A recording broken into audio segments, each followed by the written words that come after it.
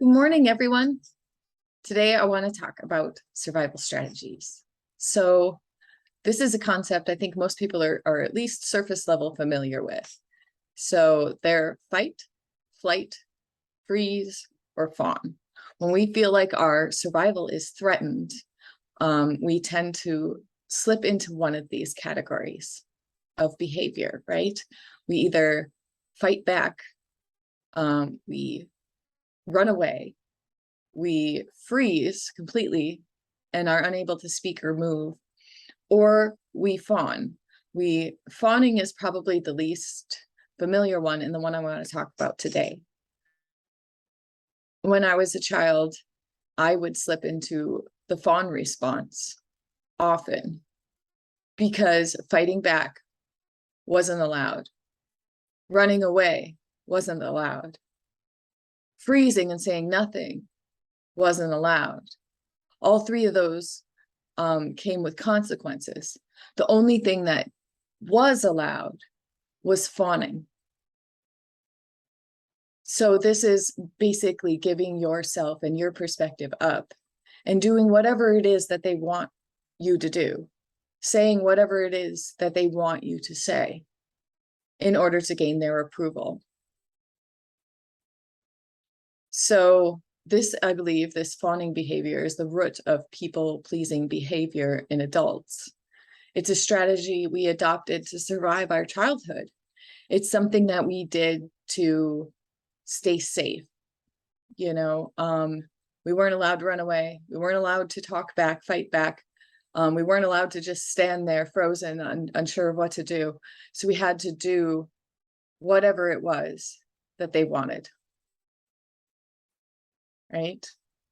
So I saw this translate in my relationships as an adult. Often if somebody intimidated me or seemed frightening to me, I would slip into this people-pleasing behavior. I didn't know where it came from. I didn't know why I had this desperate need to get these people on my side. But it was because in my childhood, I wasn't allowed the other three mechanisms, right? I didn't realize that now as an adult, I could just walk away, right? I could flee. I could just leave the situation, or I could stand up for myself and say how I really felt. I didn't have access to that anymore because I had never practiced it when I was forming as a child. So are you stuck in people-pleasing behavior? Are you wondering where it comes from? Look back into your childhood and wonder, look back and see, what were you allowed to do? Were you allowed to fight back? Were you allowed to run away? Were you allowed to just freeze and go numb? Or was people-pleasing the only thing you could do? I actually remember an incident when I was quite small, where my dad was really upset with me for something. And I was fighting him on it, and he got even more upset. And he threatened to leave. And I went running after him. No, no, no, no, please don't go. I'll do whatever you want. Please don't go. And as an adult, I found myself, I did the exact same thing with my father one time. I was in my mid-30s and I was confronting him about something that happened in my childhood. And he didn't agree with me. In fact, he said, if this is how you're going to be, then it sounds like you don't want a father. And he said, I'll go take my help somewhere else. And he went to walk out the door. And I went running and crying after him like a small child saying, please, please, please, please don't go. I'll do whatever you want. And after that encounter, I had to self-reflect, and I was like, where did that come from? I'm a grown woman now. Why didn't I just let him walk out the door? Fine, whatever, because this was so deeply ingrained into my biology to do this. It triggered that memory of me when I was a child, and that is what worked. And so by default, I was doing it again.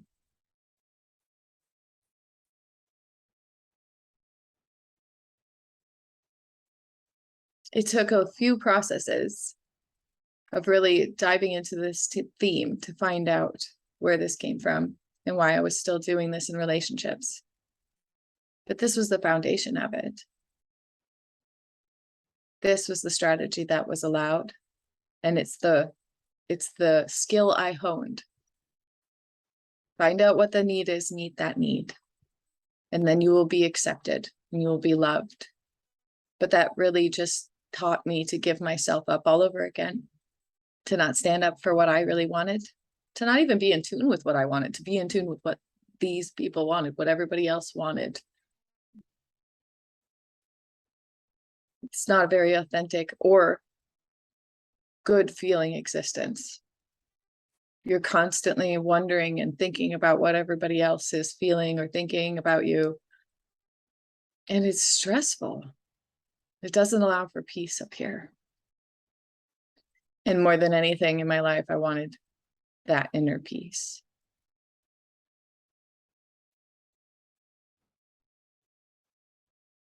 And when I help others with these processes, I'm not healing you. I'm simply being a guide, showing you how to heal yourself, pointing you in the right direction to find that inner child, to take an adult look at the child's circumstance and interpret it with new eyes. Really give that child the love and compassion that it needed in that moment to be fully itself, to feel free, to not need to survive anymore, to be able to switch into a method of thriving in life, to get you out of fight, flight, freeze, or fawn, and to truly live an authentic existence from your heart. This is not something I do. This is something you do.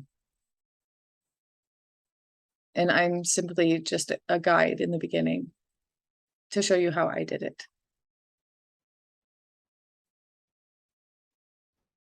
To hold your hand and let you know that it can be done.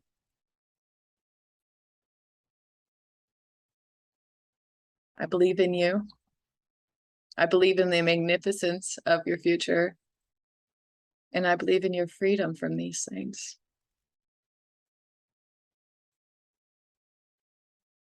Have a good day.